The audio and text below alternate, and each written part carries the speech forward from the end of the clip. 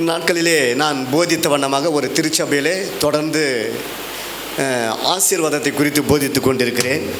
பல மாதங்களாக அதை தொடர் செய்தி அதில் ஒரு பகுதி உங்கள் மத்தியிலே நான் அதை வைக்க விரும்புகிறேன்.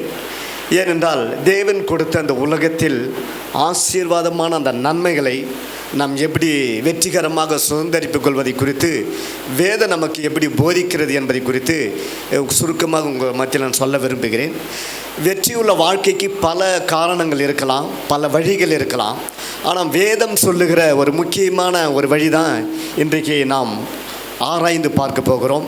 ஏன்னா வெற்றியினுடைய ரகசியம் எல்லாம் சொல்லுவாங்களே, உங்கள் வாழ்க்கையினுடைய ரகசியம் என்ன, வெற்றியின் ரகசியம் என்ன, இந்த அளவுக்கு நீங்கள் உயர்ந்து இருப்பதுடைய ரகசியம் என்ன அப்படின்னு பல பேர்கிட்ட பல பேட்டிகள் எடுப்பாங்க. ஆனால் பல காரணங்கள் சொல்லுவாங்க. ஆனாலும் ஒட்டுமொத்தமான ஒரு உருவத்தை வேதம் நமக்கு கொடுக்கிறது. வெற்றியினுடைய ரகசியம், வாழ்வினுடைய நோக்கம், வாழ்வில் முன்னேறுவதற்கான வழிகளை தேவன் நமக்காக வைத்திருக்கிறார் என்பதை குறித்து நாம் திட்டவட்டமாக இந்த நாட்களிலே சுருக்கமாக நாம் அறிந்து கொள்ள போகிறோம். அல்லேலூயா! எத்தனை பேர் ரெடியாக இருக்கிறீங்க? எல்லாம் உற்சாகமாக தான் இருக்குன்னு நினைக்கிறேன். ஏன்னா சில இடங்களில் போனால் காலையில் தூக்கம் வந்துடும். சில பேருக்கு நல்லா சாப்பிட்டு வந்து தூங்கிடுவான். இதுபோல் தான் ஒரு பிரசங்கெல்லாம் பண்ணி நிறைய காமெடி சொல்லிவிட்டு பார்த்தோம். ஒரு பையன் சிரிக்கவே இல்லை.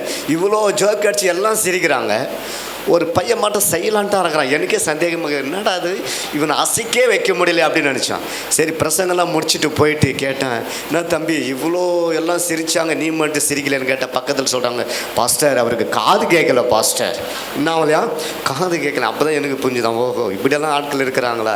சரி, ஓகே, பரவாயில்ல, நீங்கள்லாம் நல்ல காது உள்ளவர்களாக இருக்கிறீர்கள். இல்லையா? ஏன்னா வேதம் சொல்லுகிறது, காது உள்ளவன் எல்லாம் கேட்க ரெடியாக இருக்கிறீங்க. ஆமென். சரி, பாருங்கள், வாழ்க்கையில் மகிழ்ச்சி என்பது ரொம்ப முக்கியமானது. ஏன்னா நம்மை சுற்றி அநேக மகிழ்ச்சிகள் நிறைந்திருக்கிறது. உறவுகள் மூலமாய், நண்பர்கள் மூலமாக, சொந்த பந்தம் மூலமாக, இப்படி மகிழ்ச்சி, அளவற்ற மகிழ்ச்சி நம்முடைய வாழ்க்கையிலே நிறைந்திருக்கிறது. ஆனால் இதை அனுபவிப்பதற்கு தான் நமக்கு என்ன கிடையாது, சரியான சூழ்நிலைகள், சந்தர்ப்பம் கிடையாது. பாருங்கள், இது போல தான் வாழ்க்கையில் ரொம்ப சந்தோஷமாக இருக்கணும், மகிழ்ச்சியாக இருக்கணும்னு சொல்லி தேடுறதுக்கு ஒரு குதிரை காட்டுக்கு தேட ஆரம்பித்து போஞ்சான். எப்படியாவது நம்ம சந்தோஷமாக இருக்கணும் வாழ்க்கைன்னு சொல்லி உலகத்தெல்லாம் உள்ளே சுற்றி பார்த்தது ஒன்றும் கிடைக்கல. போயிட்டு சரி காடுலலாம் போய் தேடி பார்க்கலான்னு சொல்லிட்டு அங்கே போனால் அங்கேயும் கிடைக்கல. இதை தேடி ஒரு கழுதை ஒன்று போகுது. என்ன போகுது? கழுதை போகுது. இந்த கழுதை போய் குதிரைட்டு கேட்குது, என்ன தேடிட்டு இருக்கிற அப்படின்னு கேட்டுச்சான். அது ஏன்னு சொல்கிற, வாழ்க்கையில் மகிழ்ச்சி சந்தோஷம்லாம் கிடைக்குன்னு தேடிட்டு இருக்கிறான், கிடைக்கவே இல்லை. நீ என்ன தேட வந்துடு? நானும் அதை தான் தேடி வந்திருக்கிறேன் அப்படின்ச்சான். சரி, 2 பேர் சேர்ந்தே போய் தேடலாமே நம்ம அப்படின்னு சொல்லிட்டு 2 பேர் சேர்ந்து பெரிய காடு, அந்த காட்டுக்குள்ளே போய் சரி எங்கே போனாலும் நம்மளுக்கு ஒரு இயற்கையெல்லாம் பார்க்கும்போது ஒரு சந்தோஷம் தானே அப்படின்னு சொல்லிட்டு போய் தேட ஆரம்பிச்சுதான். தேட ஆரம்போது ஒரு மரத்துக்கு அடியில் இந்த குள்ள நேரிங்க என்ன பண்ணுதான், நல்லா கொரட்டை விட்டு தூங்கிட்டு இருக்குதான். என்ன பண்ணிட்டு இருக்குதான்? கோரட்டை விட்டு நல்லா தூங்கிட்டு இருக்குதான். அப்போ கழுதை சொன்னான், ஓஹோ மகிழ்ச்சி எதில் தான் இருக்குதான், நல்ல தூக்கத்தில் தான் இருக்குது மகிழ்ச்சி அப்படின்னு சொல்லி கழுதை குதிரையை பார்த்து சொன்னான். குதிரை சொன்னான், கம்முன்னு ஏறி நம்ம இன்னும் போய் தேடி பார்க்கலாம் அப்படின்னு சொல்லிட்டு கழுதிட்டு சொன்னான். சரி, மீண்டும் கொஞ்சம் போய் என்ன பண்ணாலாம், தேடிக்கிட்டே போகிறாங்களாம். அங்கே தேடின உடனே என்ன ஆச்சான், அதே மரத்தடியில் இந்த குரங்குங்க நல்லா சாப்பிட்டுட்டு இருக்குதான். என்ன பண்ணிட்டு இருக்குதான், நல்லா சாப்பிட்டுட்டு இருக்குது. அப்படி மீண்டும் கழுத சொன்னான் குதிரையை பார்த்து, மகிழ்ச்சி எங்கெங்கே தேடி நிற்கிறான், எதில் தாங்க மகிழ்ச்சி, சாப்பாட்டில் தான் இருக்குது மகிழ்ச்சி. ஓஹோ இதில் தான் ரொம்ப ரகசியம் பழகுது, அவ்வளோ மகிழ்ச்சியாக சந்தோஷமாக சாப்பிட்னு இருக்கிறாங்க அப்படின்னு சொல்லிட்டு என்ன பண்ணியிருக்குதான், மகிழ்ச்சி சாப்பாடு தான் சொன்னான். அப்போ மீண்டும் கழுத சொன்னான், வேணாம் இன்னும் கொஞ்சம் போய் தேடி பார்க்கலாம் அப்படின்னு சொல்லி இந்த கழுதையும் இந்த குதிரையும் 2 கொஞ்சம் கொஞ்சமாக பிரயாணப்பட்டு போய் கொண்டே இருக்கிறாங்க. போகிற ஒரு சூழ்நிலையில் ஒரு குயில் பாட்டு பாடிட்டு இருக்குதான். குயில் என்ன பண்ணிக்குதான், ரொம்ப பாடல், ரொம்ப சந்தோஷமாக பாடிட்டு இருக்குதான். அப்போ கழுதை சொல்லிச்சான், ஓஹோ உண்மையாகவே மகிழ்ச்சி எதில் தான் இருக்குதான், பாட்டில் தான் இருக்குது மகிழ்ச்சி. அவ்வளோ இனிமையாக பாடுறாங்க. குயிலுடைய ராகமே எல்லோருக்கும் தெரியும், இசைக்கு மயங்காதவர்கள் யாருமே கிடையாது. அப்போ பாடலில் தான் ரொம்ப மகிழ்ச்சி இருக்குது, சந்தோஷம் இருக்குன்னு சொல்லிட்டு மீண்டும் அந்த கழுதை பார்த்து அந்த குதிரைட்டு சொன்னான், இதோட முடிச்சா கதை பரவாயில்ல. அந்த கழுதை சொல்லிடுச்சான், இல்லை. குதிரை சொல்லிடுச்சான், இல்லை இன்னும் கொஞ்சம் தேடி பார்க்கலாமே, எவ்வளோ பெரிய காடு, இப்படியே நீ ஆரம்பித்து இப்படியே முடிச்சா என்ன ஆகுறது, இன்னும் போய் தேடி பார்க்கலாமே அப்படின்னு நினச்சான். அப்போ பாட்டுலேயும் மகிழ்ச்சி கிடையாதான், என்னடா பண்ணுறது, அப்புறம் எதில் தான் மகிழ்ச்சி இருக்குது, நீ தான் சொல்லலாம் அப்படின்னு நினச்சான். இல்லை இன்னும் கொஞ்சம் தேடி பார்க்கலாமான்னுச்சான். இதுங்க தேடி போய் 2 கிலோமீட்டர்கிட்ட ஓடி பார்த்தா ஒரு ஆட்டுக்குட்டி அழுதுகிட்டு இருக்குதான். ஒரு ஆட்டுக்குட்டி என்ன பண்ணிக்குதான், அழுதுகிட்டு இருக்குதான், மேன்னு அழுதான். பாவம் தேம்பி தேம்பி அழுவுது. இப்போ என்ன சொல்ல முடியும், 2 பேருக்கும் வார்த்தையே வரல. ஏன்னா இது வரைக்கும் சாப்பாட்டில் இருக்கிற மகிழ்ச்சி, தூக்கத்தில் இருக்கிற மகிழ்ச்சி, பாட்டில் இருக்கிற மகிழ்ச்சின்னுச்சு. கடைசியில் பார்த்தா ஆட்டுக்குட்டி என்ன பண்ணிக்குதான், அழுதுகிட்டு இருக்குதான். அதுக்கு வார்த்தையே வரலையா. திடீர்னு அந்த கழுதை ஒரு யோசித்து தான், சரி ஓகே அந்த ஆட்டுக்குட்டி போய் விசாரிக்கலாம், அது எதுக்கு அழுவுது அப்படின்னு சொல்லிட்டு நேராக என்ன பண்ணிச்சான், அந்த ஆட்டுக்குட்டி போய் அழுதுச்சான். போய் விசாரித்த போது ஆட்டுக்குட்டி சொன்னான், எங்கள் அம்மா என்னை விட்டுட்டு போயிட்டாங்க, திசை மாறி நான் என்ன பண்ணுறான், திகைச்சு போயிருக்கிறான், அதனால் எனக்கு வழி தெரியல அப்படின்னு சொல்லிட்டு அந்த ஆட்டுக்குட்டி அழுதுட்டு சொன்னான்.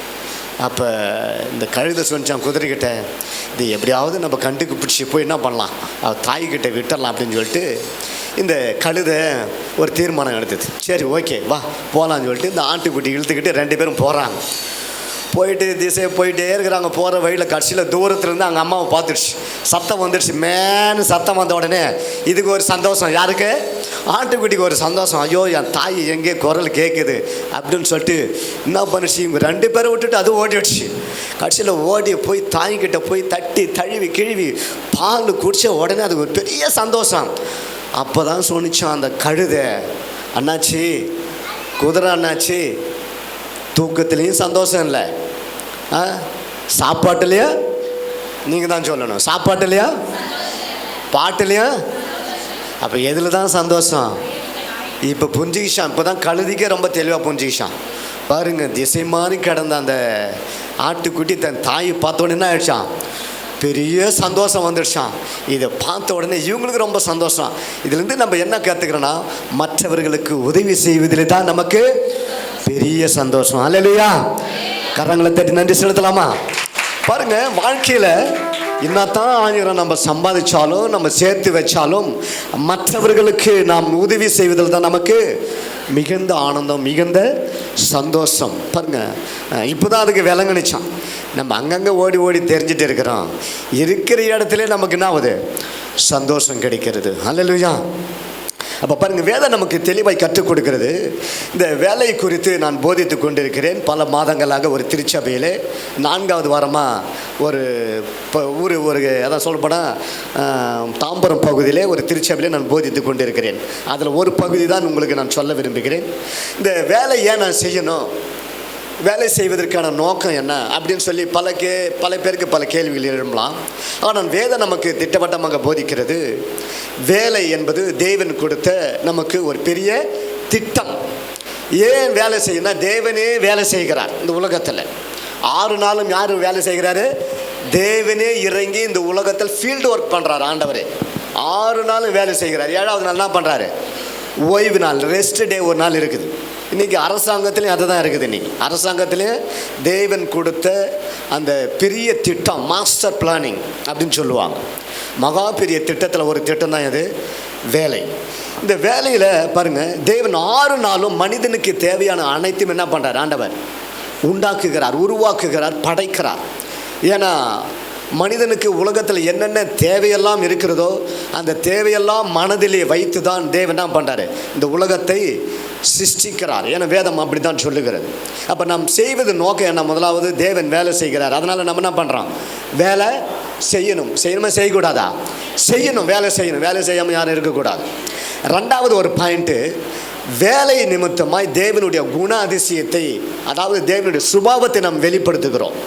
ஏன்னா தேவன் தான் நமக்கு அப்படிப்பட்ட ஒரு ஆற்றல் கொடுக்கிறார், தேவன் வல்லமையை கொடுக்கிறார், அப்படிப்பட்ட தாளந்துகளை தேவன் கொடுக்கிறார், அப்படிப்பட்ட அறிவை தேவன் நமக்கு கொடுக்கிறார், ஞானத்தை தேவன் கொடுக்கிறார். புரியுதுங்களா? 2வது. 3வது பார்க்கும்போது, வேலை என்பது நமக்கு ஒரு சுய மரியாதை கிடைக்கிறது. என்ன கிடைக்கிறது, சுய மரியாதை கிடைக்கிறது. அதாவது ஒரு மதிப்பு நமக்கு இருக்குது. கேட்பாங்க, மாப்பிள்ளை என்ன வேலை செய்கிறாரு, ஒரு அட்வொகேட்னா என்ன இருக்கான், அதுக்கு ஒரு மரியாதை, ஒரு டாக்டர்னா அதுக்கேற்ற ஒரு மரியாதை. அதனால் ஒரு சுய மரியாதை உண்டாக்குகிறது. 2வது, அந்த வேலையிலே ஒரு மதிப்பு உண்டாக்குகிறது. அதுக்காக தான் என் பிள்ளைங்களை படிக்க சொல்கிறாங்க. படிங்க படிங்க படிங்க எதுக்கு சொல்கிறாங்க? தயவுசெய்து வாலிப பிள்ளைங்களே தயவுசெய்து கவனமாக கேளுங்க. வேலை என்பது ரொம்ப முக்கியமானது. அப்போ ஏன் இந்த வேலையை நம்ம செய்யணும்? நம்ம வாழ்வாதாரத்தை பொருளாதாரத்தை உருவாக்குவதற்கு தேவன் கொடுத்த அற்புதமான ஒரு திட்டம் இது. வாழ்க்கையில் எந்த மனுஷன் குறையில்லாமல் வாழணும், நிறைவாக வாழ வேண்டும் என்று தான் தேவனுடைய மகத்தான ஒரு திட்டம். அப்போ நமக்கு ஒரு சுய மரியாதை கிடைக்கிறது. ரெண்டாவது என்ன கிடைக்குது? மதிப்பு கிடைக்கிறது. எதன் மூலமாய்? எது மூலமாக கிடைக்கிறது? வேலை நிமித்தமாக கிடைக்கிறது. கடைசியாக பார்க்கும்போது பாருங்கள், இந்த வேலையில் தேவன் ஒவ்வொருவரையும் அழைத்திருக்கிறார். இங்கே இருக்கிற அனைவரும் தேவன் அழைத்திருக்கிறார். அல்லேலூயா. உங்கள் அனைவரும் தேவன் அழைத்து ஒவ்வொரு நோக்கத்துக்காக தேவன் அழைத்திருக்கிறார். ஒருத்தர் டாக்டர் அழைத்திருக்கலாம், ஒருத்தர் அட்வொகேட் அழைத்திருக்கலாம், ஒருத்தர் டீச்சரை அழைத்திருக்கலாம், ஒருத்தர் இன்ஜினியர்ஸை அழைத்திருக்கலாம். இதுபோல் ஒவ்வொருவரையும் தேவன் ஊழியக்காரர் அழைத்திருக்கலாம், இவாஞ்சலிஸ்ட் அழைத்திருக்கலாம், தீர்க்கதரிசியாக அழைத்திருக்கலாம். இப்படி ஒவ்வொருவரையும் தேவன் ஒரு நோக்கத்துக்காக தேவன் என்ன பண்ணியிருக்கிறார்? அழைத்திருக்கிறார் என்பதை முதலாவது என்ன பண்ணோம்? நம்ம மனதிலே நம் தெளிவு உண்டாக வேண்டும். அதுக்காக இன்ஜினியரிங்கெல்லாம் ஐயோ ஊழியக்காரன் தான் ரொம்ப அப்படின்னு கிடையாது. எல்லாருக்கும் ஒரு பங்கு இருக்கிறது. விசேஷமாக என்னென்னா, எல்லா வேலைகளை காட்டிலும் தேவனுடைய இந்த ஊழியக்காரன் வேலைன்றது ரொம்ப அதிக வேல்யூ உள்ளது. அதுதான் விசேஷமான ஒரு தன்மை. அதனால தான் தேவன் அவர் அற்புதமான அந்த திட்டத்தில் எல்லா மக்களையும் அழைக்கிறார். அந்த உலகத்தில் பிறந்த ஒவ்வொரு மனிதரையும் அழைக்கிறார். ஒவ்வொரு நோக்கத்திற்காக அழைத்துக்கிறார். பாருங்கள், ஒரு வசனத்தை வாசிப்போம். உபாகமம் 8ஆம் அதிகாரம் 18வது வசனம் வாசிப்போம். நம் வெற்றிகரமான வாழ்க்கைக்கு முக்கியமான ஒரு பகுதி இது. உன் கர்ப்பத்தின் கனியும் உன் நிலத்தின் கனியும் உன் மாடுகளின் பெருக்கமும் உன் ஆடுகளின் மந்தைகளும் சபிக்கப்பட்டிருக்கும். 8ஆம் அதிகாரம் உபாகமம் 18வது வசனம் மாற்றி வாசிக்கிறீங்க பாருங்க. உன் தேவனாகிய கர்த்தரை நினைப்பாயாக. பாருங்க, ஒரு நிமிஷம் எல்லாம் கவனமாக கேளுங்க. வாசிமா. உன் தேவனாகிய கர்த்தரை நினைப்பாயாக. அவரே உன் பிதாக்களுக்கு ஆணையிட்டு கொடுத்து தம்முடைய உடன்படிக்கையை உறுதிப்படுத்தும்படி இந்நாளில் உனக்கு உண்டாயிருக்கிறது போல ஐஸ்வர்யத்தை சமாதானத்திற்கான பலனை உனக்கு கொடுக்கிறார். நல்லா கொஞ்சம் படிங்க. ஐஸ்வர்யத்தை சம்பாதிக்கிறதுக்கான பலனை பாருங்க. ரொம்ப அற்புதமான ஒரு பகுதி. உன் தேவனாகிய கர்த்தரை என்ன பண்ணணுமா? உன் தேவனாகிய கர்த்தரை ப்ளீஸ் லிசன், எல்லாம் கொஞ்சம் கவனமாக கேளுங்க. உன் தேவனாகிய கர்த்தரை நினைப்பாயாக. ரொம்ப வாழ்க்கையில் ரொம்ப முக்கியமானது. வாழ்க்கையில் எவ்வளோ உயர்ந்த ஸ்தானம் இருந்தாலும், எவ்வளோ அறிவுள்ளவனாக இருந்தாலும், எவ்வளோ ஞானம் உள்ளவனாக இருந்தாலும், நீ பெரிய கோடீஸ்வரனாக இருந்தாலும், முதலாவது உன் தேவனாகிய கர்த்தரை நினைப்பாயாக. நினைக்கணும். ரொம்ப ரொம்ப இம்பார்ட்டன்ட் இது வாழ்க்கையில். என்னதான் நம்ம அடுக்குமாடி கட்டினாலும் யாரை நினைக்கணும்? உன் தேவனாகிய கர்த்தரை நினைப்பாயாக. ஏன் நினைக்க சொல்கிறாரு? காரணம் என்ன? அங்கே ஒரு பெரிய வெற்றி அங்கே தான் இருக்குது. அங்கே சொல்கிறாரு, ஐஸ்வர்யத்தை சம்பாதிக்கிற என்ன கொடுக்குறாராம்? பலன், பவர், அத்தாரிட்டி. ஐஸ்வர்யத்தை உனக்கு கொடுக்கல, ஐஸ்வர்யத்தை சம்பாதிக்கிற பலனை தருகிறவர். வசனம் அப்படி தான் இருக்குது. கடவுள் எது வந்து உங்கள்கிட்ட கொட்டிட மாட்டார். நிறைய பேர் அப்படி தான் நினைக்கிறாங்க. ஆரம்பத்தில் நிறைய பேர் கிறிஸ்தவ வாழ்க்கை என்ன பண்ணிடுறாங்க? இயேசுக்கிட்ட போனால் என்ன பண்ணிடுவார்? எல்லாத்தையும் கொட்டி கொடுத்துருவார். நிறைய பேர் நினைப்பு உபதேசங்கள் மாற்றி பேசிட்டாங்க. அதுதான் தப்பு. சம்பாதிக்கிற பலனை தேவன் கொடுக்கிறார். நீ வாழ்க்கையில் முன்னேறுவதற்கான கிருபை தேவன் கொடுக்கிறார். நீ உயர்வதற்கான ஆற்றலை தேவன் கொடுக்கிறார். இதுதான் ரொம்ப முக்கியம். அதுதான் அங்கே சொல்லுகிறார். மீண்டும் அந்த வசனத்தை வாசிப்போம்.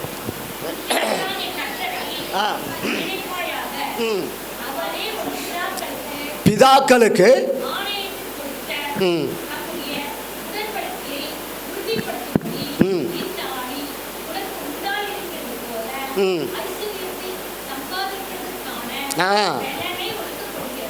பலனை கொடுக்கிறார். அவள் தான் ஐஸ்வர்யத்தை. நீ வாழ்க்கையில் முன்னேறணும், நீ பணக்காரன் ஆகணும்னா அதுக்கேற்ற ஆற்றலை தேவன் என்ன பண்ணுறாரு? கொடுக்கிறவர். அதுக்காக எடுத்துகிட்டு வந்து என்ன பண்ணிட்டாரு?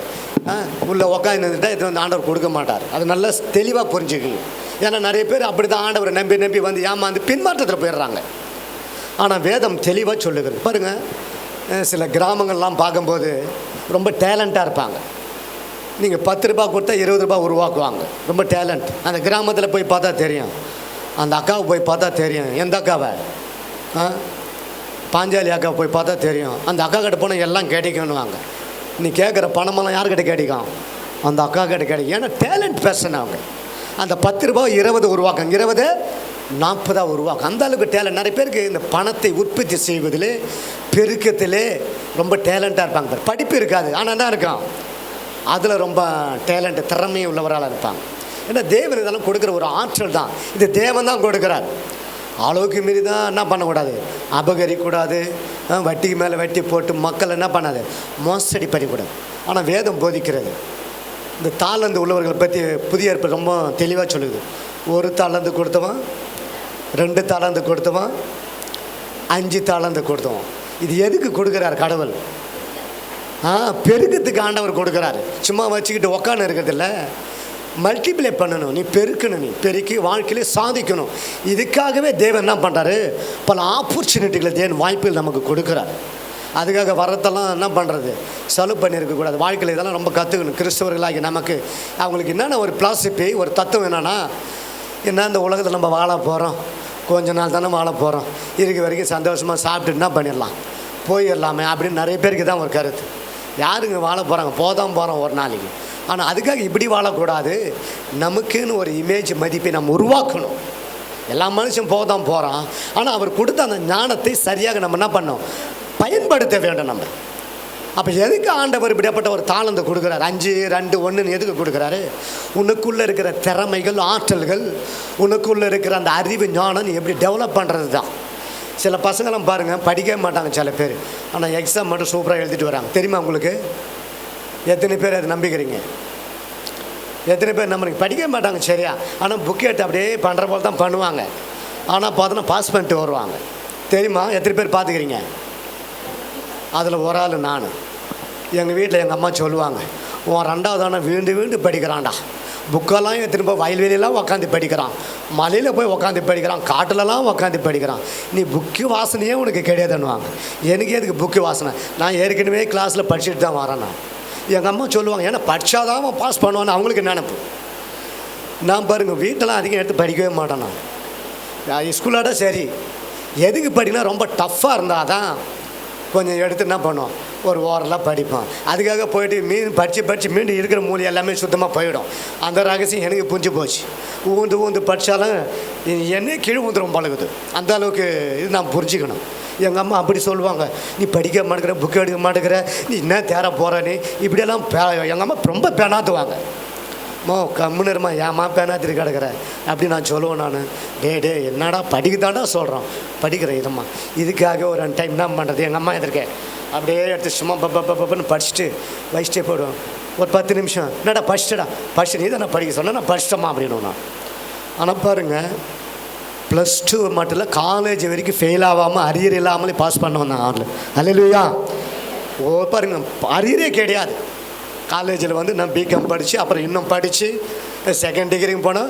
செகண்ட் இயரில் நான் டிஸ்கண்டினியூ பண்ணிட்டேன். ஏன்னா நான் பைபிள் காலேஜ் படிக்கல, ஒரு ஆர்வத்தில் என்ன பண்ணிட்டேன், டிஸ்கண்டினியூ பண்ணிட்டேன். பைபிள் காலேஜில் அரியர் இல்லாமல் என்ன பண்ணேன், கம்ப்ளீட் பண்ணேன். MD வரைக்கும் படித்தேன் நான். இன்ன வரைக்கும் மாஸ்டர் ஆஃப் டிவினிட்டி வரைக்கும் நான் படிச்சுட்டு வந்தேன் நான். ஏன்னா எனக்கு தெரியும், ஏன்னா அந்த அளவுக்கு தேவன் ஒரு ஆற்றலை கொடுத்துருக்கிறார், ஒரு கெப்பாசிட்டி கொடுத்துருக்கிறார். அதுபோல் பிள்ளைங்க புக்கே எடுக்க மாட்டேங்கிறாங்க அப்படின்னு சொல்லிட்டு என்ன பண்ணாதீங்க, ரொம்பவும் பிரசம் பண்ணாதீங்க. படிப்பாங்க, கண்டிப்பாக படிப்பாங்க. அதுக்காக நீங்களும் விட்டுறாதீங்க. புரியுதுங்களா? இன்னும் பாஸ் சொல்லிட்டு, பாஸுக்கு வேறு டேலண்ட், எல்லோருக்கும் அது போல் இராது. ஒவ்வொருக்கும் ஒரு வித்தியாசமான டேலண்ட். அதனால் இங்கே என்ன சொல்லப்படுகிறதுனா, உன் தேவனாகிய கர்த்தர் என்ன பண்ணோம், நினைக்க வேண்டும். எதுக்கு நினைக்க வேண்டும்? நீ ஐஸ்வர்யத்தை சம்பாதிக்கிற பலன் கொடுக்குறாரு. அப்போ ஐஸ்வர்யத்தை காட்டிலும் எது பெருசு? நீங்கள் தான் சொல்லணும். ஐஸ்வர்யத்தை காட்டிலும் எது பெருசு? வசனத்திலே இருக்குது. ஐஸ்வர்யத்தை காட்டிலும் எது பெருசு? எனக்கு கொஞ்சம் தொண்டை கட்டிக்கிச்சு, வேற ஒன்றும் இல்லை. என்ன பெருசு? பலன் பெரியது. வசனம் தான் இருக்குது. பலன் இருந்தால் தானே ஐஸ்வர்யத்தை சம்பாதிக்க முடியும். வசனம் அப்படி தானே, ஐஸ்வர்யத்தை சம்பாதிக்கிற பலன். அப்போ ஐஸ்வர்யத்தை காட்டிலும் எது பெருசு? நிறைய பேர் அதில் இன்ட்ரெஸ்டே இல்லைன்னு நினைக்கிறோம். பாவம். வசனம் ரொம்ப தெளிவாக இருக்குது. அப்போ ஐஸ்வர்யத்தை சம்பாதிக்கிற பலன் தேவன் கூட. அப்போ ஐஸ்வர்யத்தை காட்டில் எது பெருசு? பலன் இருந்தால் தான் சம்பாதிக்க முடியும், ஓட முடியும், அங்கங்கே பிரயாசப்பட முடியும். வேதம் ரொம்ப தெளிவாக போதிக்கிறது. ஆனால் அந்த வசனத்தை இன்னொன்று சொல்லுக்குது, ஐஸ்வர்யத்தில் பெருசு காட்டிலும் பலம் பெருசுன்றீங்க, ஆனால் பலத்தை காட்டிலும் இன்னொன்று பெருசுன்றாரு. அதில் என்ன அதே வசனத்தில் இருக்குது பாருங்கள். அதுக்கு படிக்க பார்க்கலாம். வாசிங்க மீண்டும். உன் தேவனாகிய கர்த்தரை நினைப்பாயாக, அவரே உன் பிதாக்களுக்கு ஆணையிட்டு கொடுத்து தம்முடைய உடன்படிக்கையை உறுதிப்படுத்தும்படி இந்நாளில் உனக்கு உண்டாயிருக்கிறது போல ஐஸ்வர்யத்தை சம்பாதிக்கிறதற்கான பலனை உனக்கு கொடுக்கிறார். சரி, இப்போ எது அதில் பெருசு? ஐஸ்வர்யத்துக்கான பலன் பெருசு. பலத்தை விட எது பெருசு இருக்கு? இல்லை, பாருங்க அந்த வசனத்தில் இருக்கு. யார் சொல்கிறான்னு பார்க்கலாம். இல்லை, நான் சொல்லிட்டேன், ஐஸ்வர்யத்தை காட்டில் பலன் பெருசு, பலத்தை காட்டில் இன்னும் பெருசு இருக்குது அதே வசனத்தில். உடன்படிக்கை எல்லாம் கரங்களை தட்டி கைகளை தட்டி நாமத்தை மகிமைப்படுத்து. உடன்படிக்கை உறுதிப்படுத்தும்படி, இதான் ரொம்ப கன்ஃபார்ம். நீ என் ஐஸ்வர்யத்தை சம்பாதிக்கிற பலன் கொடுத்தாலும் என்ன பண்ணுனாங்க? உடன்படிக்கை வேணும். அதுதான் ரொம்ப பெருசு. இந்த உடன்படிக்கை என்பது உலகத்தில் இயற்கைகளோலாம் அதிகம் கிடையாது. மனுஷனோட தான் உடன்படிக்கை. கணவன் மனைவியோட உடன்படிக்கை. கல்யாணம் பண்ணும்போது என்ன பண்ணுறாங்க? கிறிஸ்தவ கல்யாணம் பண்ணும்போது என்ன பண்ணுறாங்க? யாரும் கல்யாணம் பண்ணவே இல்லையா? எல்லாம் கன்னி பெண்களாக தான் இருக்கிறீங்க. ரொம்ப சந்தோஷம். உங்களெல்லாம் நான் ரொம்ப பாராட்டுறோம். பரவாயில்ல. எல்லாம் பாருங்க, அவங்க ஒரு ஆள் தான் பாவம், ரொம்ப வயசு கடந்து வந்துட்டாங்க. இன்பத்திலும் பாருங்கள், உடன்படிக்கை ரொம்ப முக்கியமானது. கணவன் மனைவிக்குள்ளே ஒரு உறவு தான் உடன்படிக்கை. ஏன் கிறிஸ்தவ கல்யாணத்தில் உடன்படிக்கை எடுக்கிறாங்க? இந்த ஆள் என்னை விட்டுட்டு போயிட்டான்னா வருது, அந்த ஐயா நினைப்பார் இந்த பொண்ணு என்னை விட்டுட்டு போனேன்னா நினைப்பேன். ஏன்னா ரெண்டு பக்கம் பேசணும்.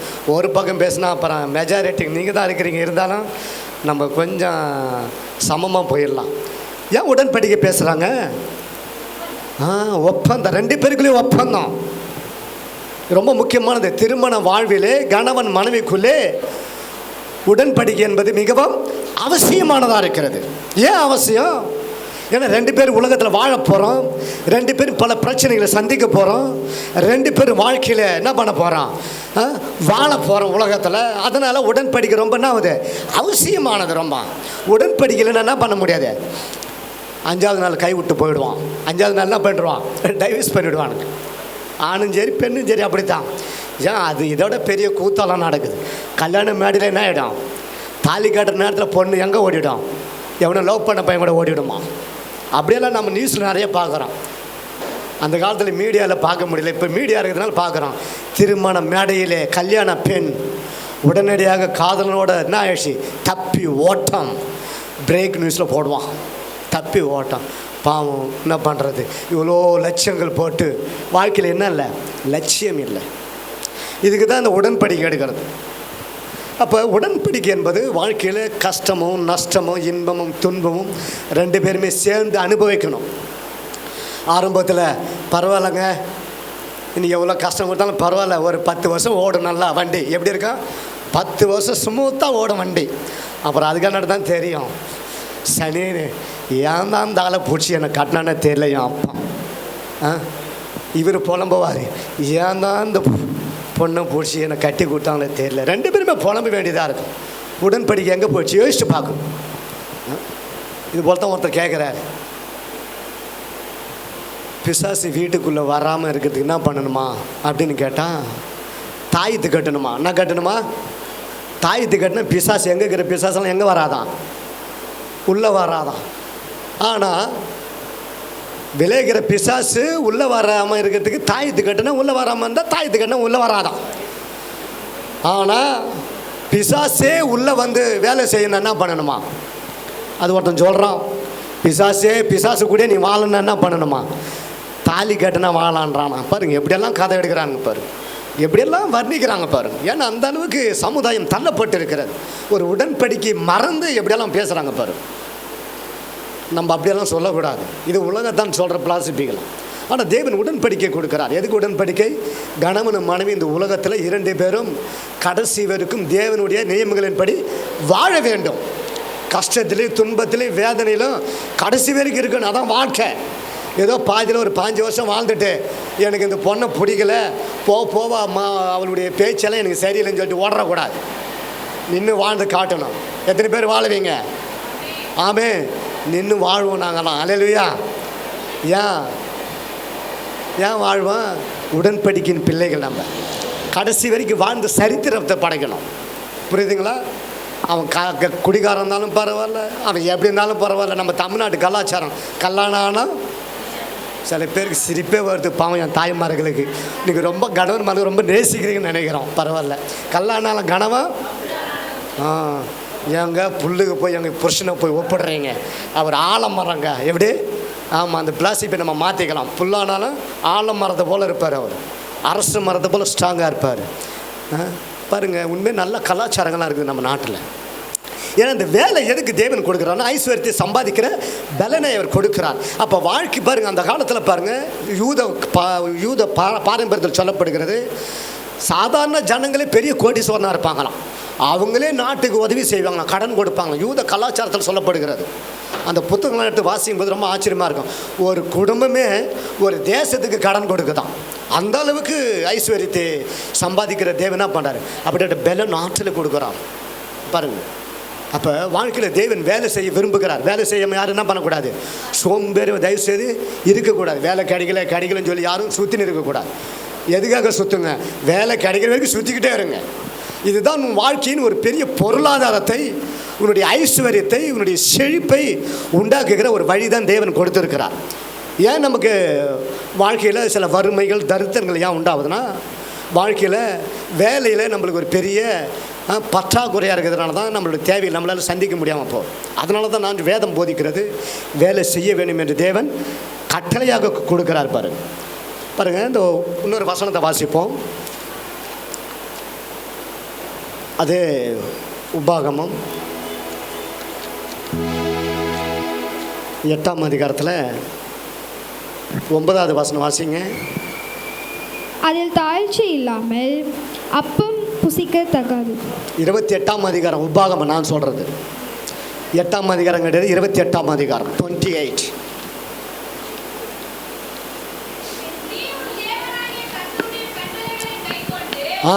அவர் வழிகளில் நடக்கும் போது ஒரு நிமிஷம் வாசிட்டு அப்புறம் 8 வாசிங்க. கட்.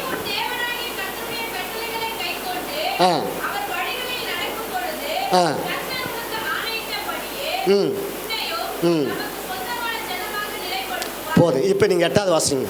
இப்போ வாசிங்க 28:8 வாசிங்க. 9 கர்த்தர் உன் களஞ்சியங்களிலும் நீ கையிடும் எல்லா வேலையிலும் உனக்கு ஆசீர்வாதம் கட்டளையிடுவார். போதும். ஒரு நிமிஷம். ஆண்டவருக்கு தெளிவாக சொல்லிக்கிறார். நீ கையிட்டு செய்கிற வேலைகள் எல்லாம் உன் தேவனாய் கர்த்தர் என்ன பண்ணுறாராம்? ஆசீர்வதிக்கிறார். இப்போ இந்த வசனம் நமக்கு தெளிவாக போதிக்குது. அப்போ எப்படி இருக்கக்கூடாதான்? சோம்பேறியா இருக்கக்கூடாது. அப்போ வேலை செய்ய வேண்டும் என்பது தேவனுடைய ஒரு பெரிய திட்டம். இதுக்காக தான் நல்லா படிக்கணும். வாலிப பிள்ளைங்க என்ன பண்ண படிக்கணும், நல்லா படிச்சுன்னு வாழ்க்கையில் முன்னேறணும். ஒரு இன்ஜினியர்ஸ் ஆவாங்க, ஒரு ஐஏஎஸ் ஆவாங்க, ஒரு ஐபிஎஸ் ஆவாங்க. எங்களுக்கு இது யாரும் சொல்லிக் கொடுக்கல. பாவம், உங்களுக்காவது இப்படிப்பட்ட போதனைகள் சொல்லிக் கொடுக்குறோம் நாங்கள். ஏன்னா நீங்களாவது வருங்காலத்தில் எப்படி இருக்கணும்? கிறிஸ்துவ சமுதாயத்தில், கிறிஸ்துவ கலாச்சாரத்தில் நீங்கள் உயர்ந்திருக்க வேண்டும். ஒரு பெரிய ப்ரொஃபஷனல் கேட்டகரியில் இருக்கணும் நீங்கள். அப்போ ஆண்டவராக இயேசு கிறிஸ்து ஏற்றுக்கொண்ட பிறகு உங்களுடைய வாழ்க்கை தரம் எப்படி இருக்கணுமா? உயர்த்தப்பட வேண்டும். இந்த உலகத்தில் ஒன்றில் சொல்லி வாழ்ந்துடாதீங்க. இந்த உலகத்தில் எல்லாமே இருக்குது. ஆண்டவர் ஆசீர்வதித்திருக்கிறார். அதுக்கேற்ற ஞானத்தை கொடுத்துருக்கிறார், அறிவை கொடுத்துருக்கிறார், புத்தியை கொடுத்துருக்கிறார்.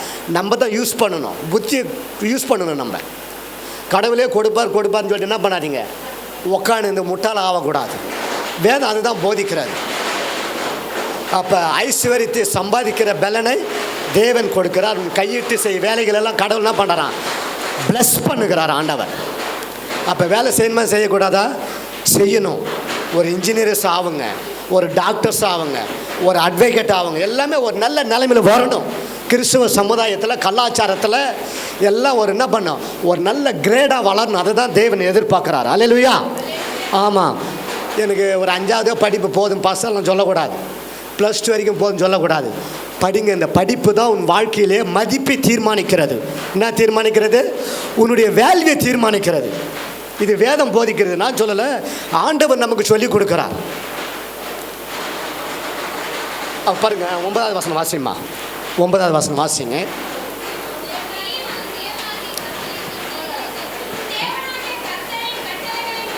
இல்லை 9வது வசனம் 9:10 வாசிங்க. 28 9:10. இப்போ வாசிச்சு முடிச்சிங்களா? அது பக்கத்தில் வாசிங்க. 9:10 வாசிங்க. அப்பொழுது கர்த்தருடைய நாமம் உனக்கு 28ஆம் அதிகாரம் 9:10. நீ உன் தேவனாகிய கர்த்தரின் கட்டளைகளை கைக்கொண்டு அவர் வழிகளில் நடக்கும்போது கர்த்தர் உனக்கு ஆணையிட்டபடியே உன்னை தனக்கு பரிசுத்த ஜனமாக நிலைப்படுத்துவார். அப்பொழுது கர்த்தருடைய நாமம் உனக்கு தரிக்கப்பட்டது என்று பூமியின் ஜனங்கள் எல்லாரும் கண்டு உனக்கு பயப்படுவார்கள். போதும் பாருங்க, அற்புதமா சொல்றார் ஆண்டவர். உன்னுடைய வேல்வி இன்க்ரீஸ் ஆகும்போது, ஏன்னா நீங்க பரிசுத்த ஜனங்கள், உலகத்தால் பிரித்தெடுக்கப்பட்ட ஒரு கூட்டம், ஒரு செப்பரேட்டான கூட்டம், ஒரு ஸ்பெஷல் கேட்டகரி. நீங்க வேதம் அப்படி தான் போதிக்கிறது. நம்மளாம் யாரு சொல்லுங்களா? நம்மளாம் யாரு? நம்மளாம் எந்த கேட்டகரி? என்ன பாஸ்டர், எனக்கே சந்தேகமாகுது, எனக்கே டவுட் ஆகுது. நான் என்ன கேட்டகரி? ஒரு ஸ்பெஷல் கேட்டகரி, ஒரு விசேஷமான ஒரு கேட்டகரி. நான் வேதம் சொல்லப்படுகிறது, தேவனால் பிரித்தெடுக்கப்பட்ட ஒரு பரிசுத்த கூட்டம். நம்ம அந்த ஜனங்களை காட்டிலும் நம்ம விசேஷமானவர்கள், ஒரு ஸ்பெஷல் கேட்டகரி ஆண்டவர் கொண்டு வந்திருக்கிறாரு. அப்படி கொண்டு வந்து மாத்திரம் இல்லை, உங்களை தேவன் என்ன பண்ணுறாராம்? நிலைப்படுத்துகிறார். அல்லேலூயா. ஒரு விசேஷமான ஜனங்கள் என்பதை கர்த்தர் நிலைப்படுத்துகிறார். இன்றைக்கி உலகத்தில் கிறிஸ்துவ சமுதாயம் 300 கோடி மக்கள். எத்தனை கோடி? மொத்தம் 800 கோடி மக்களில் கிறிஸ்துவ எத்தனை கோடியா? 300 கோடி. உலகத்தில் நான் சொல்கிறேன், உலக சர்வேல. அப்போ ஆண்டவர் ஒவ்வொரு கூட்டத்தை என்ன பண்ணுறாரு? பிரித்து எடுக்கிறார். அப்போ உங்கள் வாழ்க்கையிலே நீங்கள் ஆசீர்வாதமாக இருக்கணும்னா, வெற்றிகரமான வாழ்க்கை வாழ வேண்டும் என்றால், இந்த உலகத்தில் நீங்கள் சிறந்தபடியாக இருக்க வேண்டும் என்றால், முதலாவது என்ன பண்ணணும்? வேலை செய்யணும். ரெண்டாவது, உங்களுக்குள்ள அந்த வேலை நிமித்தமாக ஒரு சுய மரியாதை உண்டாக்குகிறது, ஒரு சுய மதிப்பை உண்டாக்குகிறது. புரியுதுங்களா? அந்த மதிப்பை நீங்கள் உண்டாக்க வேண்டும். தேவன் அப்படிப்பட்ட ஒரு ஆற்றல் தேவன் கொடுத்துருக்கிறார். புரியுதுங்களா? ஒவ்வொருவருக்கும் ஒரு விசேஷமான கிருபை தேவன் கொடுத்துருக்கிறார். ஒருத்தர் காப்பி நல்லா போடுவாங்க, ஒருத்தர் டீ நல்லா போடுவாங்க. இப்படி ஒவ்வொருவருக்கும் தேவன் என்ன பண்ணுறாரு? நல்ல ஒரு ஸ்பெஷலாக தேவன் ஒரு ஆற்றலை தேவன் கொடுத்துருக்கிறார். அப்படி நீங்கள் உயர்ந்திருக்க வேண்டும் என்றால், ஒரு வசனத்தை சொல்லி நான் முடிக்கிறேன். கொஞ்ச நேரம்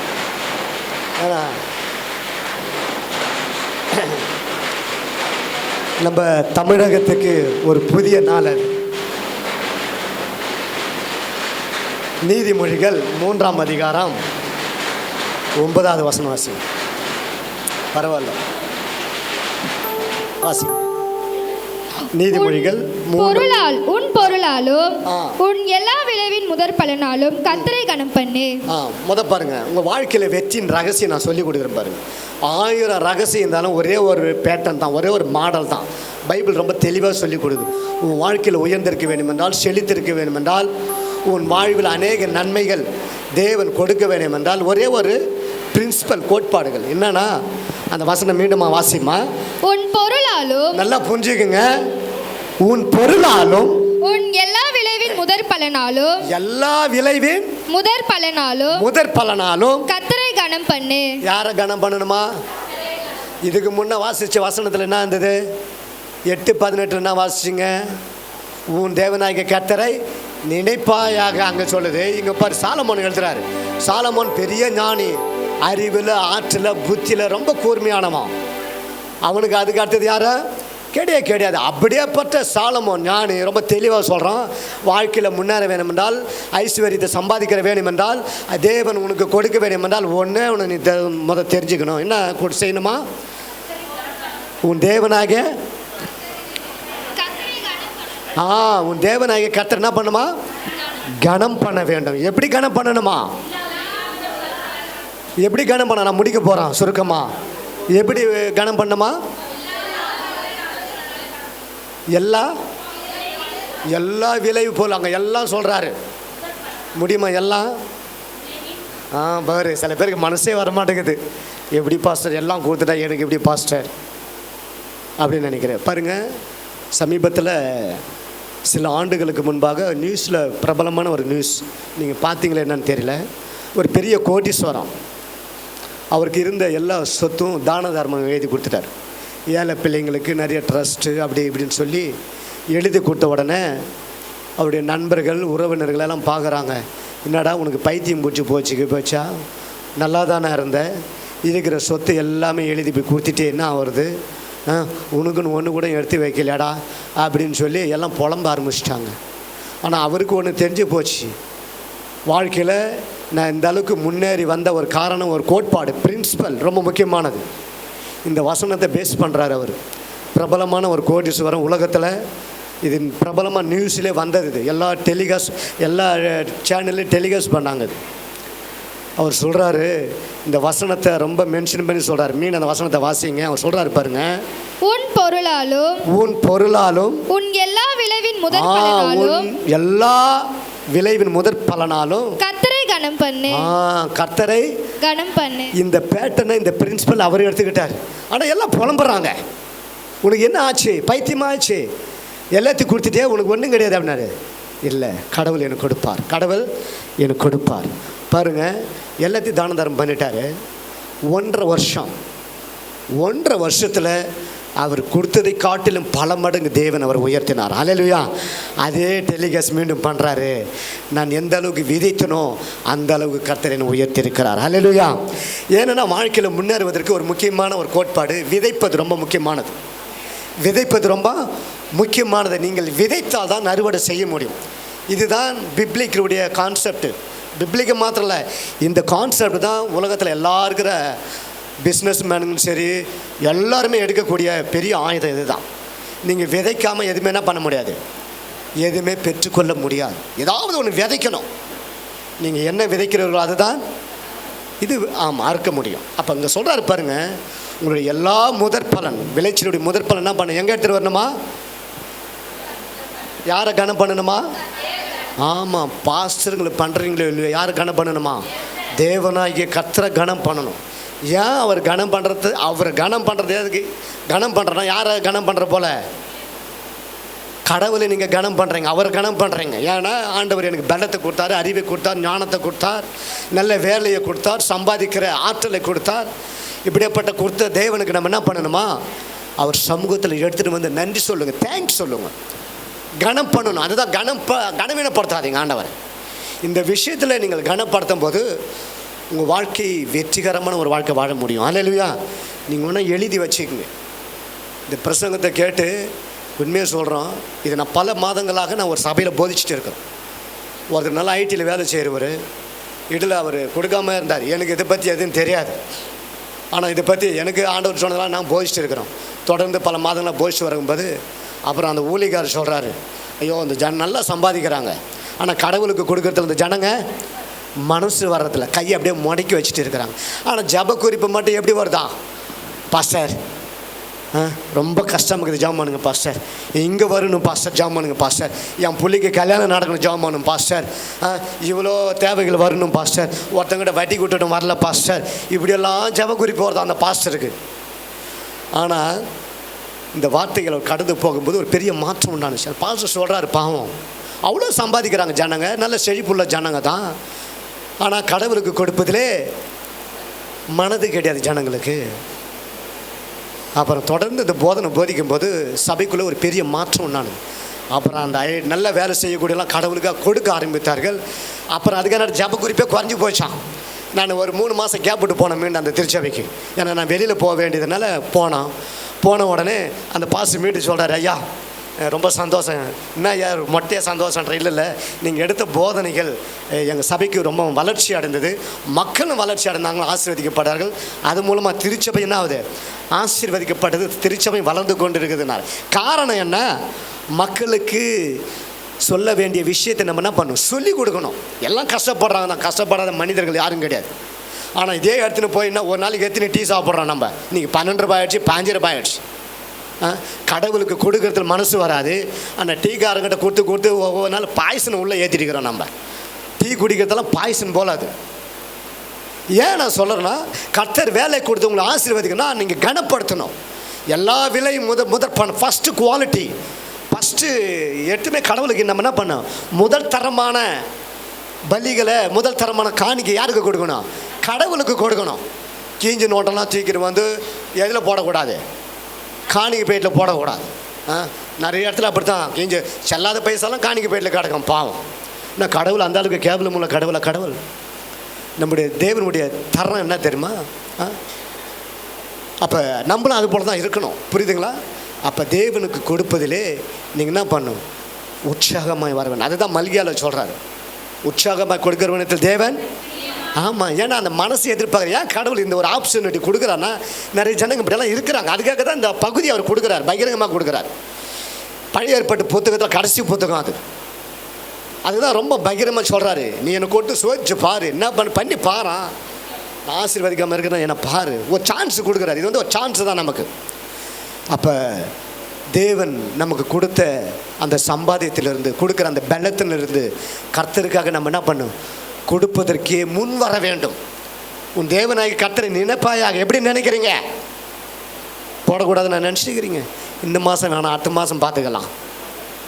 இதுதான் உடன்படிக்கையில் மிஸ் ஆகுது. இது நான் ஏற்கனவே சொன்னேன். அவர் சொன்னார் பாருங்க, உடன்படிக்கை உறுதிப்படுத்துகிறார். அப்போ ஐஸ்வர்யத்தை காட்டில் பெருசேதே பலன், பலத்தை காட்டில் பெருசேதே உடன்படிக்கை. இப்போ புரியுதுங்களா? இந்த மாதம் இல்லை பாஸ்டர், நான் அடுத்த மாதம் காணிக்க. இதுதான் சொன்னோம். இது ரெண்டை காட்டில் எது பெருசு? உடன்படிக்கை பெருசு. அப்போ தேவனுக்கு கொடுப்பதில் நீங்கள் என்ன பண்ணும்? ஆமாம், பிரியமாக இருங்க. ஏன்னா அதில் தான் உங்களுடைய ஆசீர்வாத பிளெஸிங் இருக்குது. எந்த அளவுக்கு நீங்கள் விதைக்கிறீர்களோ, எந்த அளவுக்கு கொடுக்கிறீர்களோ, அந்த அளவுக்கு தேவன் நாங்களை பாரு உயர்த்துகிற ஒரு தேவனாக இருக்கிறார். அல்லேலூயா. பாருங்கள், சமீபத்தில் நான் சொல்லி ஒரு 5 நிமிஷத்தில் முடிச்சிடறேன். நான் சமீபத்தில் நடந்த ஒரு சம்பவம். ஒரு வயசான தாயார், ஒரு 80 வயசு இருக்கும். அந்த கிராமத்துக்கு யார் போனாலும் கொடுத்த பைசாவில் ஒரு தசம் பாகத்தை எடுத்து வச்சுருவாங்க. கொடுக்குற பைசாவில், பிள்ளைங்க கொடுக்குற பைசாவில் தசம் பாகம் எடுத்து வச்சுருவாங்க. அதே போல் கிராமத்தில் யார் போனாலும் அவங்கள போய் விசிட் பண்ணிட்டு போவாங்க. என்ன ஆண்டி எப்படி இருக்கிறீங்க, அப்படி இருக்கிறீன்னு சொல்லி விசிட் பண்ணிட்டு போங்க. அதுலேயும் இவங்க என்ன பண்ணுவாங்க? ஒரு தசம் பாகத்தை எடுத்து வச்சுருவாங்க.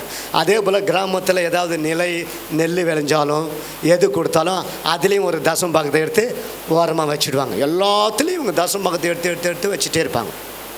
எடுத்து வச்சு என்ன பண்ணுவாங்களாம்? இந்த தசம பாகத்தை எங்கே பண்ணுவாங்களாம்? ஆலயத்துக்கு கொண்டு போய் கொடுப்பாங்க. அது மாத்திரம் இல்லை, இவங்களுக்கு ஒரு பென்ஷன் வருது. கவர்மெண்ட் ஒரு பென்ஷன் கொடுக்குறாங்க தெரியுமா? முதியோர்கள் பென்ஷன். இந்த பென்ஷன் என்ன பண்ணுவாங்கன்னா ஒரு தசம பாகத்தை எடுத்து வச்சுருவாங்க. இதெல்லாம் எடுத்து வச்சு அந்த திருச்சபை ஊழியரோட என்ன பண்ணுவாங்களாம்? எடுத்துகிட்டு போய் கொடுத்துட்டு வருவாங்க. அப்போ அந்த ஊழியர் கேட்பார், ரொம்ப ஆச்சரியமாக இருக்குமா, அம்மா நாங்களே சம்பாதிக்கிறோம், எங்களால் இவ்வளோ தசம்பாகம் கொடுக்க முடியல, உனக்கு எப்படி இந்த அளவுக்கு தசம்பாகம் கொடுக்குறாலும் சொல்லி அவருக்கு ஆச்சரியமாக இருக்குதான். அப்போ அந்த அம்மா சொல்கிறாங்களாம், இப்படியெல்லாம் கொடுத்துட்டு போவாங்க பாஸ்டர். என் பிள்ளைங்க வந்தால் கொடுத்துட்டு போவாங்க, சொந்தக்காரங்க வந்தால் கொடுத்துட்டு போவாங்க, ஊர் ஜனங்க எது வெளிச்சாலும் கொடுப்பாங்க. இதிலெல்லாம் நான் என்ன பண்ணுவான்? எடுத்து தசம்பாகலாம் எடுத்து வச்சு நான் கொடுப்பேன் பாஸ்டர். அவருக்கே ஆச்சரியமாகி போச்சான். இந்த உலகத்தில் இப்படியாப்பட்ட ஒரு அம்மா இருக்கிறாங்கன்னா அவருக்கு ரொம்ப ஆச்சரியமாகிடுச்சான். அது ஏன் திருச்சபைக்குள்ளே இப்படியாப்பட்ட ஒரு அம்மா இருக்கிறது அவருக்கு ஒரு பெரிய ஆச்சரியமாகி போச்சான். என்ன ஆச்சா? என்ன ஆயிடுச்சா? ஆச்சரியமாகி போச்சு. ஆனால் அந்த அம்மா ஒவ்வொரு நாளும் குறையில்லாமல் வாழ்ந்துட்டு இருக்கிறாங்க. அவங்களுக்கு சாப்பாடுன்ற ஒரு குறைவே கிடையாது. வறுமைன்ற ஒரு உண்மை, இது ரியல். இது நான் சொல்கிறது கட்டுக்கதைகள் அல்ல, உண்மை நடந்த ஒரு சம்பவம். வெளியிலலாம் கிடையாது, என் குடும்பத்தில் நடந்தது தான். அது யாரும் இல்லை, என்னுடைய தாயார் தான். அல்லேலூயா. இன்றைக்கும் உயிரோடு தான் இருக்கிறாங்க. ஆமேன். ஏன்னா எல்லாத்துலேயும் எடுத்து வச்சுருவாங்க. ஊழியக்காரர்களை கனப்படுத்துவாங்க. ஏன் கனப்படுத்துகிறாங்க? அதோடைய ரகசியத்தை அவங்க தெரிஞ்சுக்கிட்டாங்க. இப்படியெல்லாம் செய்யும்போது தேவன் என்ன பண்ணுறார்? நம்மளை ஆசீர்வாதம். அதுதான் 85 வயசு வரைக்கும் இன்னும் வாழ்ந்துருக்கிறாங்க. காரணம் என்ன? தேவன் அந்த முதற் பலனை யாருக்கு கொடுக்குறாங்க? தேவனுக்கு கொடுக்குறாங்க. அதுதான் தேவனாகிய கர்த்தரை நீ நினைப்பாயாக, உன் தேவனாகிய கர்த்தரை கனம் பண்ணுவாயாக. எத்தனையோ பேர் சூனியெல்லாம் வச்சு பார்த்தான், ஒருத்தனால என்ன பண்ண முடியல. இதெல்லாம் நடக்குது. எங்கள் அம்மாவுக்கு எதிரே வச்சான் சூனியம். இந்த அம்மா ஏசு பற்றி சொல்லிட்டு கிடைக்குது. பயிற்சி மாவெல்லாம் தூக்கி வச்சான். கட்சியில் பக்கத்து வீட்டு பொம்பளை செத்து போச்சு, எதிர் வீட்டுக்காரனும் செத்து போட்டான், எல்லாம் போயிட்டாங்க. காரணம் என்ன? உன் தேவனாகிய கர்த்தரை நினைக்க வேண்டும், கனம் பண்ண வேண்டும். இதுதான் சத்தியம். எல்லா சூழ்நிலையும் கர்த்தர் நம்மளை பிளஸ் பண்ணானா என்ன பண்ணுங்க? முதலாவது தேவனுக்காக உன் மனசு அங்கே தான் வரணும். ஐயோ 10,000 ரூபாய் வந்துருச்சா? 10,000 ரூபாய், 9,000 ரூபாய் கடங்காரம், 1000 ரூபாய். இதில் ஏதாவது ஒன்று பார்த்துட்டு ஒரு 100 ரூபாய் மட்டும் தசம்பாங்க யார் கொடுக்கலாம்? கடவுளுக்கு கொடுக்கலாம் அப்படின்னு நினைக்கக்கூடாது. எடுக்கிற சம்பளத்தில் முதலாவது கர்த்தர்க்கென்று வைங்க. அதுதான் உன் வாழ்க்கை. அந்த விதை தான், அந்த நெல் தான், அந்த முதற் பழம் தான் மீதி இருக்கிற வாழ்க்கையில் அநேக நன்மையில் கொண்டு வரும். ஹல்லேலூயா. அதுதான் ரூத்துடைய வாழ்க்கையை தலைகீழ மாறிடுச்சு பாருங்க. ஒரு ஏழ்மையான பெண்ணு ஒரு பணக்காரன் கல்யாணம் ஆனால் அந்த பெண் எப்படி இருக்கும் கொஞ்சம் யோசிச்சு பாருங்களாம். இப்படி சொன்னால் கொஞ்சம் விளங்கும், நான் சொல்லி முடிச்சிடறேன், 2 நிமிஷம் இருக்குது. ஒரு பெரிய கோடீஸ்வரன் ஒரு ஏழை பொண்ணு கல்யாணம் பண்ணால் எப்படி இருக்கும்? அந்த பொண்ணை பார்த்து ஏழ்மையான பொண்ணு சொல்லுவீங்களா?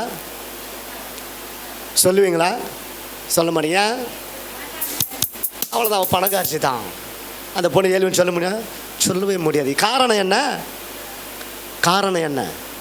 அந்த பணக்காரன் அந்த பெண்ணை திருமணம் செய்வதனாலே அவக்குள்ளே இருந்த அந்த வறுமை, தரித்திரங்கள் எல்லாமே என்ன ஆயிடுச்சு?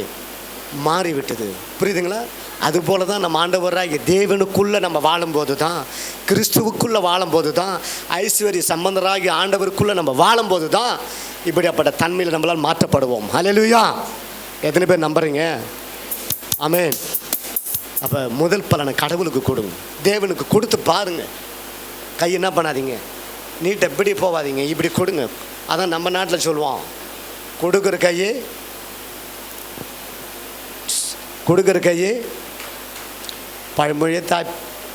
பழமொழியே தப்பாக பேசுகிறிய பாசுன்றீங்களே. கொடுக்குற கையே ஓங்கி வளரும். அல்லேலூயா. இது புது பழமொழி, அதனால தான் நிறைய பேருக்கு தெரியல. சாரி, இது புது லாங்குவேஜ்ன்றதால நிறைய பேருக்கு தெரியல. கொடுக்குற கையே ஓங்கி வளரும். அப்போ கொடுத்து பாருங்க, உங்கள் வாழ்க்கை ஓங்கி. அதுதான் ஆண்டவர் அற்புதமான ஒரு கோட்பாடை வச்சிருக்கிறார். என்ன வச்சிருக்கிறாரு? 10வது வசனம் வாசி முடிச்சிருங்க. அவ்வளோதான், முடிச்சிட்டேன் நான். அதே வசனம் நீதிமொழிகள் 3:10 வாசிங்க. அப்பொழுது உன் களஞ்சியங்கள் இப்போ சொல்றாரு எப்பொழுது? அப்பொழுதுனா எப்பொழுது? நீ கனம் பண்ணும் போது அப்பொழுது உன் களஞ்சியங்கள் பூரணமாய் நிரம்பும், உன் ஆலைகளில் திராட்சை ரசம் புரண்டோடும். ஓடுமா ஓடாதா? இன்னும் அது எது காண்பிக்கிறதுனா குறையில்லாத ஒரு வாழ்வை காண்பிக்கிறது. ஹல்லேலூயா. நிறைவான ஒரு வாழ்வை காண்பிக்கிறது. அப்படி நீ செய்யும்போது, அப்பொழுது தேவனை கனம் பண்ணும்போது, தேவனுக்காக கொடுக்கும்போது உன் களஞ்சியங்கள் பூரணமாய் நிரம்பும். அங்கே போய் தூங்கி சொன்னேன், அக்கா கடுவு இல்லைக்கா, என்ன இல்லைங்க, புருஷன்கிட்ட போயிட்டு ஏங்க கடுவு இல்லைங்க. திடீர்னு பாவம் அந்த மனுஷன், ஏன்டி காலையிலே டென்ஷன், அது நேற்று சொல்லக்கூடாதா? கடுவு இல்லை, எண்ணெய் இல்லை, பருப்பு இல்லை, அது நேற்று சொல்லியிருக்கலாமே. கிச்சன் ரூமில் போய் தான் நிறைய பேருக்கு ஞாபகம் வரும், மிளகாய் இல்லை, அது இல்லைன்னு. ஆனால் வசனம் சொல்லுகிறது, நீ தேவனை கனம் பண்ணும்போது, அவரை நினைக்கும் போது, இங்கே சொல்கிறாரு, உன் களஞ்சியங்கள் பூரணமாய் நிரம்பும். எப்படியாவதா? பூரணமாய் நிரம்பும். அல்லேலூயா.